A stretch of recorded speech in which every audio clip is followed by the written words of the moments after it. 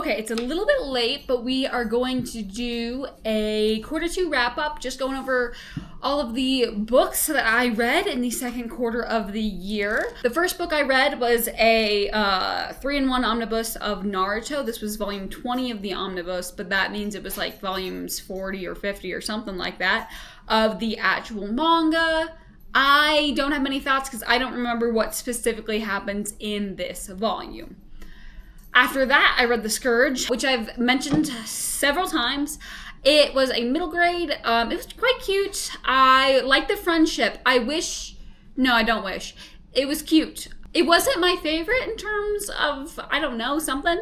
But like, I almost think it was missing something. Not that there was anything that I could identify, but something didn't quite make it like a favorite. But it was cute. After that, I read The Deal of a Lifetime. This was a novella by Fredrik Bakman. Why did I pronounce it like... pronounce it German. Ish. Except there's no CH. Okay, anyway. This was a little novella about a grumpy guy. And by grumpy, it's not necessarily like what you think of when you think of grumpy dude. It's more of rich guy who kind of just wants to die. Like, he doesn't really care because he's got no one left anymore or whatever. And he is sick. And there's also a little girl who has cancer. And because of this girl in the hospital gets him contemplating his life, basically, sort of. There's not much I can say that doesn't give spoilers, so I think that's the best I can do. Okay, then I read The Wood at Midwinter. This was a something, because I didn't read the physical version, I read this on audio, but it was by Susanna Clarke, who's the same person who wrote Jonathan Strange and Mr. Norrell. This was a Christmas-esque winter vibes. Well, like it says, it is The Wood at Midwinter. It was whimsical, but almost in a grim way, but not quite. I thought it was good. There was an allusion to something where I was like, I'm not sure what you're trying to say by having this in here. But otherwise, I really liked the prose.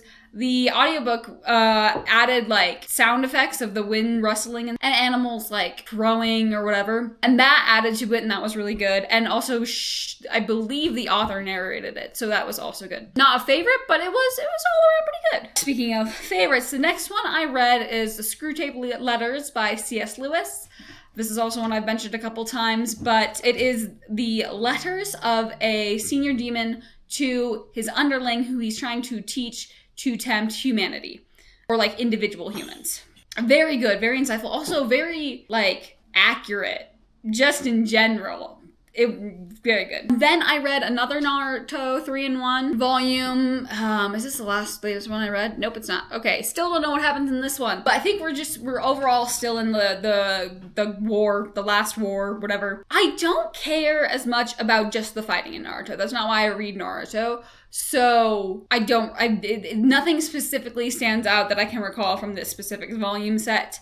Unless, was this the Itachi and Sasuke one? If it was that one, I liked that stuff, but I'm not entirely sure, so it's not that helpful. Okay, then I read A Man Called Ove by Fredrik Bakman again. This is a literary fiction about a grumpy old man who just wants to be left alone so he can die in peace. And by die in peace, I mean kill himself in peace. And nobody's leaving him alone, and he keeps failing. He's really bad at dying, actually. But then it creates a found family, and it's very heartfelt, and it's very sweet. Yes. Then I read Storm Runners, which is a chapter book about this kid and his dad who hunt different types of storms. So currently in the first book, they follow where they know a hurricane is going to hit to help, or in the dad's case, scam people from their stuff. I thought it was fine, but I haven't read a chapter book in a while, so I was like, whoa. Then I just read a German graded reader. This is just to help language learning.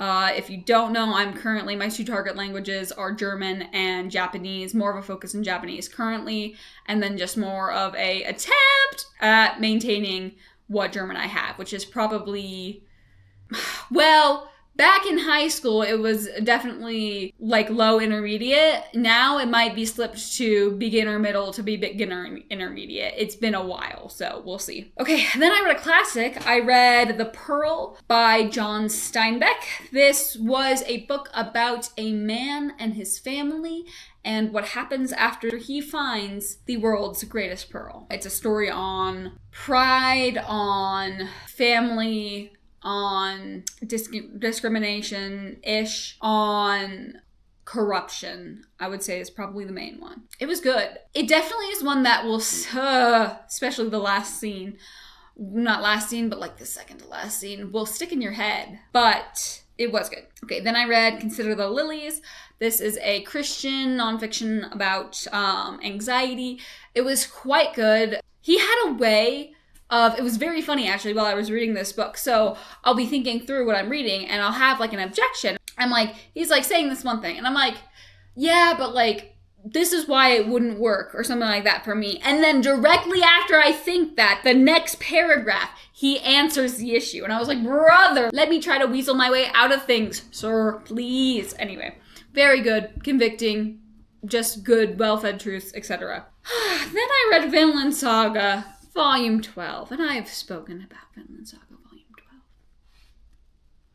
But why do we do that time jump? Why are we rushing the ending? There's only 2 more volumes left that I haven't read. What? No, we needed to go at a slow pace. We don't need to add a bunch of nonsense. We don't need to time jump 2 years. I wanted to go to Greece. And I also genuinely think it would have been better for the story. I mean, I thought we were headed in one direction. He almost hinted at that there was that. So the main character, he has this turning point early on in the series. By early on, I mean like before 4 or 5.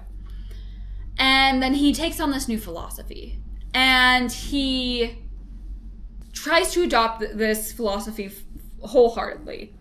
And then in books like 8 through 10 or something like that, or maybe it was 8 through 11, he has a couple characters who come headbutt into this. And it seems to be pointing out to him why it doesn't quite work. And so I was expecting him to try to shape his newfound philosophy into something that actually works in the real world. And instead, what he's done is now we're just leaving that problem. And it doesn't actually solve the problem. And we're also adding a couple things that I don't think necessarily work in the world. And then we skipped a crucial point of there's also been a romance added, which would be fine, but we skipped all of the falling in love. It went from a cute crush to, hey, these 2 people are getting married now, and that doesn't work well. And there's just a bunch of changes because we missed 2 years. And then there's also like, it feels like we are taking the easy way out on what the story's trying to say by making the solution be more of a utopia than the setting in this world should allow. So all that to say, hopefully that wasn't actually really spoilers. I don't think it was somehow, but I was so disappointed by that second half of that volume. Okay, then I read another 3 volumes of Naruto. This I actually remember which one specifically because I read it last. This was Madara's backstory. And it was the inclusion of certain Hokage into the battle. Quite good. And there was, one of something. I was like, there was a couple deaths. And I was not ready for it. I was not prepared. Y'all, I thought, because here's the thing. I scroll on Instagram too much, right? And I thought I knew of every death in Naruto. And I knew one particular character died, because I've always known that character died. Because that one's like a stupid death, where it's like, that character should not have died. If anything, that character should have died earlier in the series. But no, we're gonna kill him now. And say that that's good. But I thought I knew everyone, because I knew I knew the 3 that happened back to back in this series. I knew the one that happens a bit later. And I was just like, and everyone else I've seen review the series say like, more deaths should happen. Which, agree, we're at war. Yes, more should in the series. Like, that makes sense. But I didn't know that these 2, and I quite like one of them. He's like my 5th favorite character. there was that. Okay, then I finished Young Apostles. This is a webtoon illustrated novel. It's kind of like similar to a light novel. From my understanding of how light novels work, I think that would be the most what it's akin to. It's just a novel with some pictures. I read it on Webtoon where it's free. There's also, on Amazon, you can get a physical copy. I think this is good. I'm a little scared on where she might take this series, but otherwise it's quite cute and wholesome so far and whatnot. Not just wholesome, I should say. There are heavy themes, but yes. Also, I'm pretty sure the author learned how to draw in like a year. Brother, I need that. I don't have time for that. But if I did. Okay, then I read The Raven King. This is also a webtoon turned novel. I have the novel. It's somewhere in the bookshelves. I say that as if I've been holding up any of these books. A lot of these are from the library. Not a lot, but enough that it was stupid to try to hold up the like 4 books that I have. The Raven King is about this thief who has a run-in with this king. And then the king hires her to be his bodyguard. And it's also funny because the king thinks she's a guy, and little does he know that she's a woman. And it's quite funny because everybody else realizes it, and they're like, oh, the king's dumb. Oh, the king's an idiot, which he kind of is. But he's also sweet. Well, sweet's the wrong word, but it's fun. A little bit too much language for me, but it is good. The art is very pretty, and there's a rich world. Yeah. Okay, and then finally, in the quarter, I read One Piece Volume 17. I almost just said I read One Piece Volume 17. That was the 17th volume in One Piece. Here's the thing. I like One Piece for some character interactions. And because I know that the plot's going to drag on for a while, because there's like 140 volumes, Oda's not done, Oda's probably gonna die before he finishes at this rate, right? I don't care about the plot. I want to see these characters interacting, being wholesome, fighting fights, overcoming things. And when it's just a fight that's kind of just filler, it's less good. Or there was an introduction to character recently, and I just don't care about him. So then, therefore, I don't currently care about the arc we're in, because it just feels relatively pointless. So, I currently don't care. I know it's gonna get better. I did just meet Ace, and everybody loves him, so we'll see how that goes. But I don't particularly care right now. So there's that. Okay, so all in all, I read 16 books in the second quarter of the year. I had mostly, I think I would say it's slightly above average reading experience, but with quite a few. The low of Vinland Saga Volume 12 was very disappointing. Granted, I didn't hate the volume. I'm upset. Actually, my friends get defensive because if I think something's like middle of the road, but not bad enough for me to like hate bash in a fun way, I talk more negative about it than positive entirely.